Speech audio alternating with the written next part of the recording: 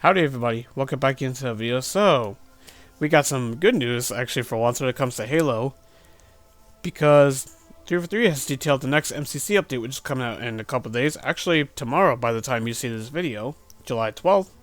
So, they went on a whole blog post about some of the things that are becoming with something. Without further ado, let's get into it. They first start off with Firefight, which seemingly is like one of the biggest changes, but let's go.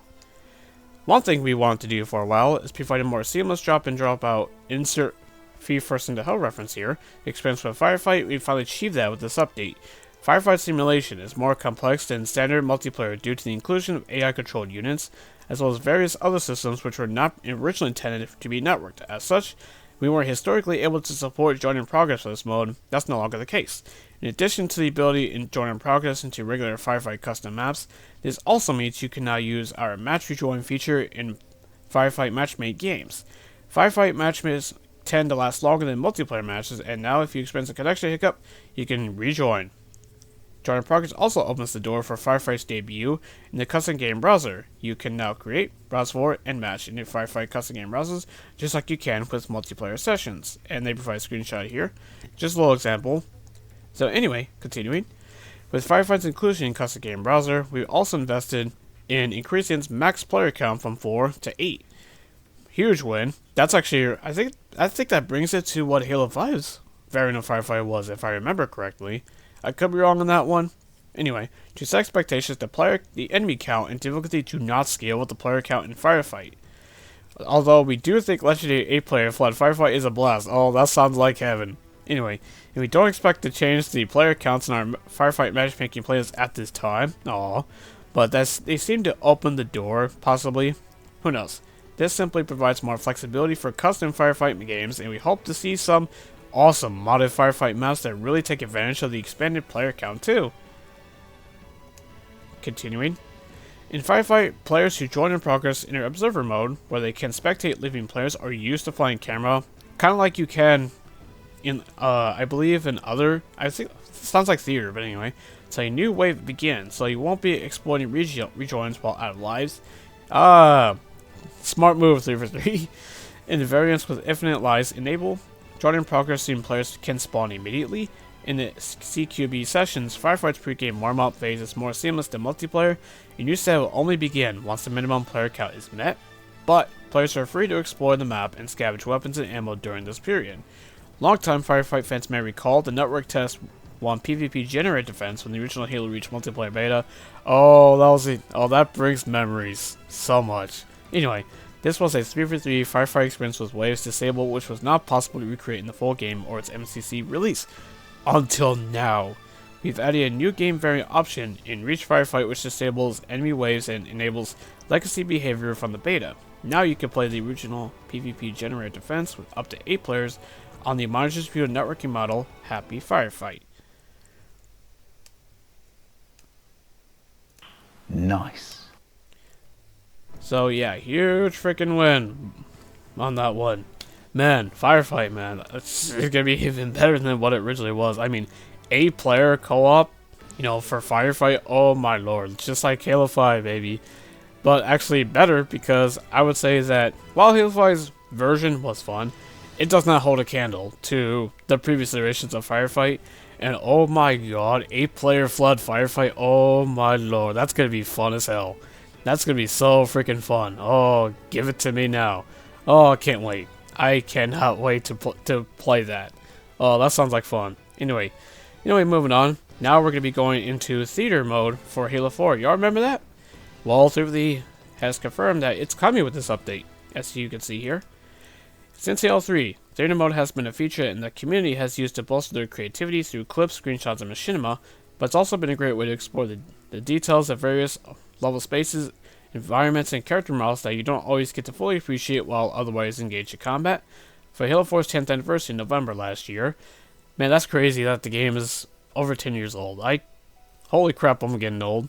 We announced that we were looking at getting theater mode operational for both Halo 4's campaign and Spartan Ops, as the game did not ship with this feature, except for multiplayer. Those efforts have at last come to fruition.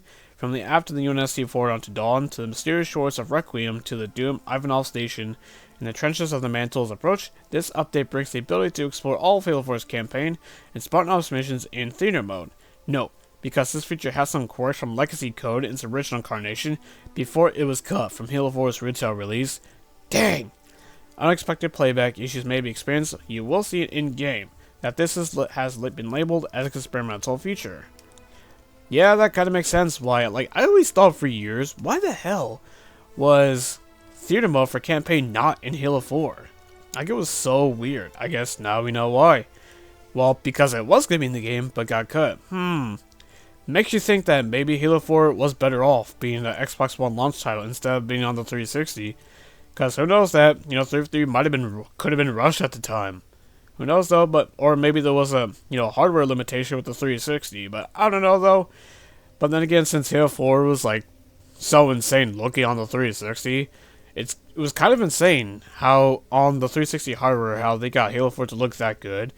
Now there was limitations that they had to do to get it to look that good, but still though, Halo 4 I'd say was, a smart move, I guess, to close off the 360 generation, but at the same time, Microsoft could have really used that to help launch the absolutely terrible launch of the Xbox One. But, I guess we'll never know. I guess just a what-if scenario, I guess. Anyway, moving on from that little ramble. Now, if you're worrying about controls, remember how in Halo Infinite you can set your own controls? Well, that feature is coming to MCC, as 343 explains here. If you're frequenting MC dev blocks in the past, you've probably seen controller remapping listed as a planned feature for a while now. It's finally here. This feature is the first time we're able to look at something introduced in Halo Infinite for reference when designing the version in Master Chief Collection. Players who've also used this feature in Infinite should find its MCC implementation very familiar, but with a few MCC specific features. In Master Chief Collection, you are now allowed a single custom preset for each game. You can start with any built-in preset from that game as a base and modify it to your heart's content, and save as your custom preset. Like with our key bindings, you can customize on foot and vehicle mappings as well as forge and theater mappings. You can also map actions that were historically grouped together, reloading at primary action. For example, independently of one another. This provides a whole lot of new flexibility when it comes to vehicle and forge action in particular. Actions may overlap onto the same button where it makes sense, like throw a grenade, and secondary fire can overlap, but throw a grenade and primary fire cannot. One thing that was really important for us was ensuring that there were no cases where an unmapped an action could not map it back to its original button. All built-in presets therefore below the same action routes that the player is bound to, meaning that you can recreate any of the built-in presets if you so wish. As with all things in Master Chief Collection, each Halo game has some unique actions and control behavior. For example, CE historically provided movement on the D-pad, and Halo 3 and MCC allowed for thumbstick or button-activated altitude control for the Hornet. All of this behavior has been preserved and can be remapped or toggled independently of your scheduled preset. And they kind of give an example of how you can do that through their modding tool, as you can see here, where, various ways of. Obviously, this is on PC, by the way, but you can use a controller, obviously, on PC as well, too. That's what I use. But anyway, for those kind of confused about how they're worried about how they could get confused with Infinite, because of, as you know, Infinite introduced that feature. Well, 343 has actually, thought of this, and they're introducing Infinite preset, as they detail here. In addition to the new custom preset, we're also adding Infinite preset for each game. This mimics as close as they possibly can, given the differences in which actions are available between games. Halo Infinite's default control scheme within each game in MCC. This even includes approximations of Halo Infinite's Forge controls. We hope this makes the experience of jumping between MC and Infinite more seamless.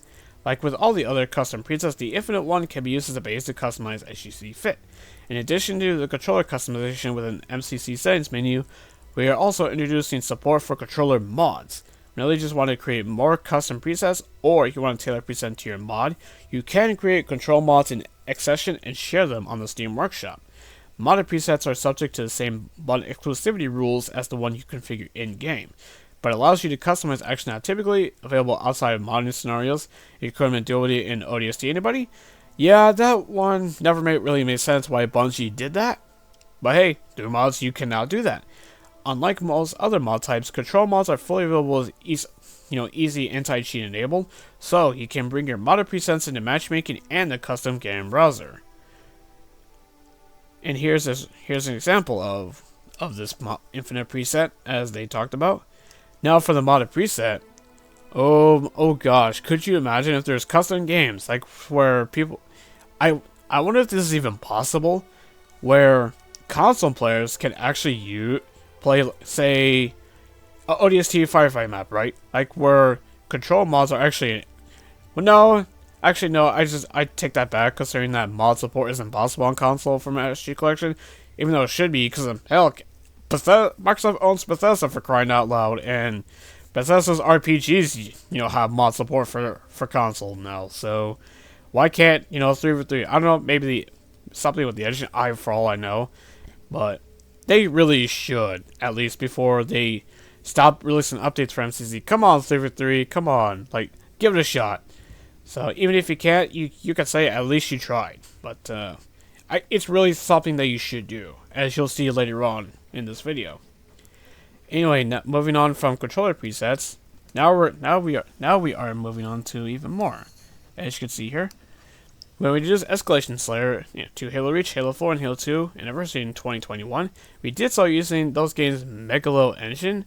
The Megalo engine allows for rapid prototyping and iteration of game times. We had our first Escalation playtest the day after we started prototyping it, and provides a lot of flexibility. It's also fully open to modders, but these variants were ultimately somewhat rudimentary. We were limited in terms of game options we could provide, constraining to offering weapon sets rather than full tier customization, and what sort of HUD support we could offer. We wanted to bring this game to the other Halo games ever since, as seen with its debut in Season 3 of Halo Infinite, and Halo 3 was an obvious choice, given the richness of its sandbox. Completely agree here. Unlike its predecessor, Halo 3's Escalation Slayer is a full multiplayer engine of its own, standing alongside Halo 3's multiplayer engines, Slayer, Capture the Flag, Infection, etc. This allows us to create an experience which is both more polished and much more customizable. The core experience is comparable to its existing MC counterparts with a few additions. Firstly, Halo 3 Escalation Slayer has better HUD support for conveying the progress to its next tier. The concept of the next tier, events like players being downgraded, like in Halo 2, some tiers contain dual wielding. Some tiers include support weapons like the missile pod and machine gun turret. Each tier includes a spike grenade, which can be used for downgrading opponents. Oh my god. And that the final tier is the Golf Club. That's fitting. Kind of like how in Halo Infinite, the final tier of that version is the skull. So I love that. That's pretty goofy, and I like it. In the default Team Escalation Slayer variant, all members of a team are synced to the same tier, and the team must collectively earn 3 kills to progress to the next. Which is funny because in the Halo Infinite version, it's different. So it's nice that they're kind of, making them different from each other, which is cool. Anyway, continuing. Our other main built-in Escalation Slayer experience is something we've dubbed Fiescalation. Oh boy, you can already tell where that's gonna go. These variants consist of 32 tiers, each with a random primary, secondary backpack weapon and a random equipment item. These random items are selected globally, and all players are synced to the same tier and move to the next every 30 seconds. In other words, it's all the chaos of Fiesta and then some. But fair, you won't have to worry about spawning with a pistol when your opponent has a sniper rifle and rocket launcher. Oh, thank god. Oh, thank gosh. Fiescalation has been a favorite in playtests as some truly absurd combos of weapons equipment have emerged. When players move up to a new tier, suddenly each have a deployable gravelet in their back pocket. Hilarity ensues. Oh, oh, that's gonna be hilarious. Speaking of equipment, we've taken the opportunity to add 3 equipment items which were formerly available only in Halo 3's campaign multiplayer. These are available in Escalation Slayer 2 sets, as well as in Forged palettes across all maps. These are invincibility, camo, and auto turret equipment. We think the Alta camo equipment in particular has a serious potential in more competitive scenarios as it functions similar to Halo Infinite's on-demand style of power-ups. Yeah, that kind of makes sense. Completely makes sense with that one. Completely makes sense. Anyway, continuing. The Escalation Slayer experience we described above are fully customizable with 32 configurable tiers, each with primary, secondary, and backpack weapons, equipment, and grenades. Kill behavior settings like upgrading the killer, downgrading the killer, both for grenade sticks, assassination, and melees, a suite of player trait sets, tier sharing options, and more. As Escalation Slayer is the first time players have had the option to spawn with secondary dual weapons in Halo 3, we've also used it to improve our Slayer duels variants so players will not spawn with dual SMGs. We hope you have as much fun playing customizing Escalation Slayer as we had making it. Halo 3 Escalation Slayer is also available for full parity to modders in Halo 3 ODST. And here's a screenshot of it.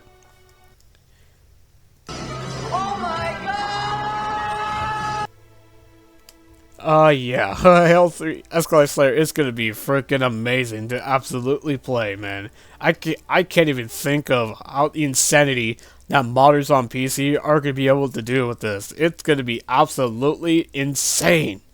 And I'll probably check out some mods, so, or, through a custom game browser if I can.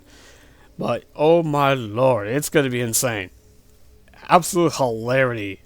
I'm looking forward to that, so, huge one. Okay, now we're moving on to even more stuff. Y'all remember how you could change your backgrounds? Well, turns out this was the early version, as you can see here. In our previous MC update, we released an early version of background video selection feature.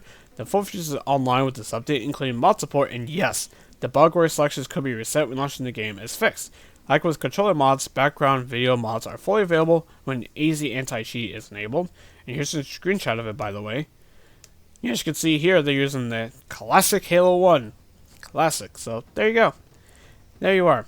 Well, okay, now we're going into collectibles. You remember how in Halo 3 they started introducing the mole trophies that you can randomly see? Well, they're bringing that to even more games, as you can see here. With each MC update, we added these collectibles to each campaign, and so you're rounding out the collection with Halo 2. You know the drill. These levels will have a golden mole statue each week. Go hunt them down. As you can see in the screenshot here, they're also going to be adding the Acrophobia skull to Halo 1.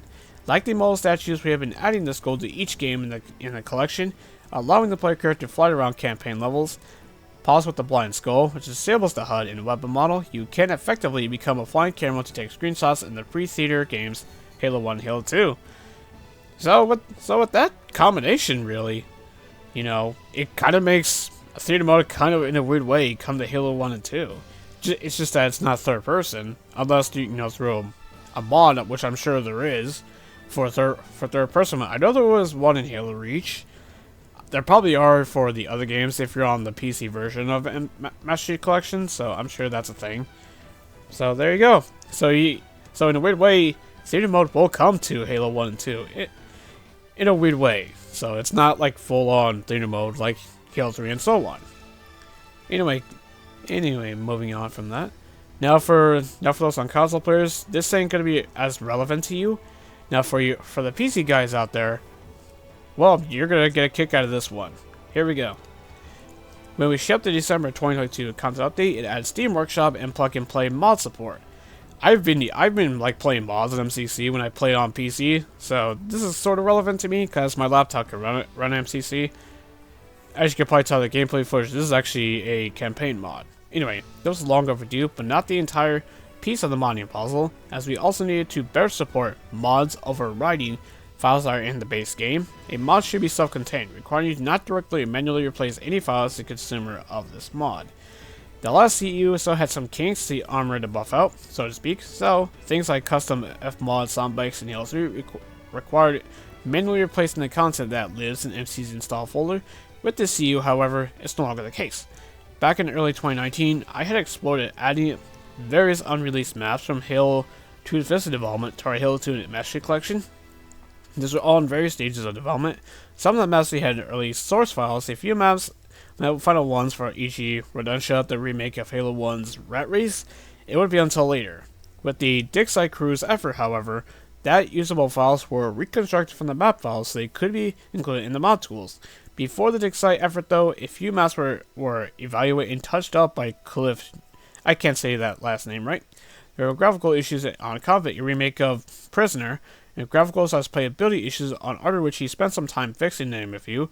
There's a lot of potential with these unreleased maps. We hope to see some pioneering people put the essence of the maps through more rigorous playtesting, which we've never had the bandwidth to do, and upload them to Steam Workshop. And if they do somehow, get that working, I'll definitely be checking that one out. Oh, and by the way, I forgot to include the screenshots in this video, but they've also said that more maps from Halo 3 Online will also be available to modders. So for mods, there you go. So as you'll see, I did have a screenshot of one of the maps though that I'll show you later. Anyway, continuing. Back in 2018, I stumbled across a fork of Halo 2 which was codenamed MP_partygame_prototype. The source of the fork was captured, but the content that went into the prototype was only a partial capture. This prototype includes some very rough support for what would end up shipping as VIP in Infection Halo 3. Last year, I integrated some early support for the multiplayer modes from that prototype into Halo 2, but some of them didn't work out of the box, as in, they straight up crashed. For the CU, they still not feature complete, but here's the key thing, but they should all be in a state which at least should crash trying to tinker with them in the mod tools. And there's actually some screenshots of that as well. Before we get into that, I would like to, finally wrap this up. Those are just some of the things that were on top of mind, along with historical background. There's more in the CU, which you will find out from the Digside crew in their dedicated blogs. I should get, a link there. Dig deep into archived catacombs of Halo's cutting room floor, learning about the treasure troves of creatures, weapons, vehicles, and maps and other lost goods available for restoration in this update. Learn more about what else the Digside crew are working on for future deliveries coming July 14th. So for those who are interested in the modding community, you might want to check that out. You have created incredible content in the workshop already. We cannot wait to see what you do with all the new content options available to you. MC has been a true labor of love and has received a great many updates over the years, so we're super excited to get this one into your hands. Jump into Halo 3 Escalation Slayer to see what full fun weapon custom combos you get.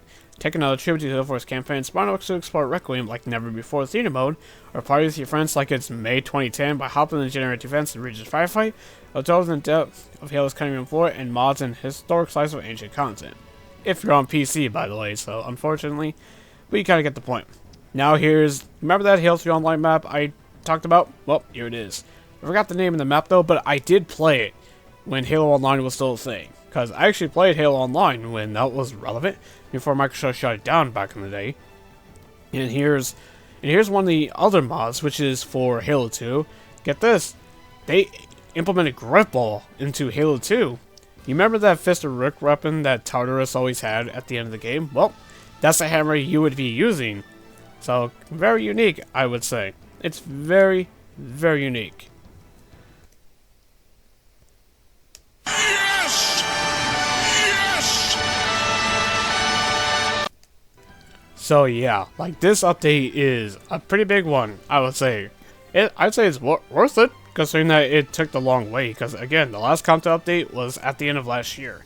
So this is the first, if you remember folks, 343 stopped doing, seasons in MCC, I'd say for a pretty good reason.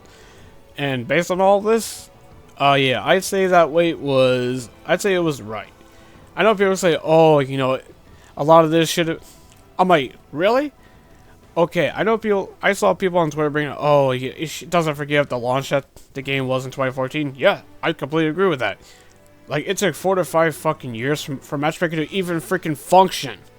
Like, that was unacceptable. One of the worst launches in gaming history. And MCC will have that, just attached to it.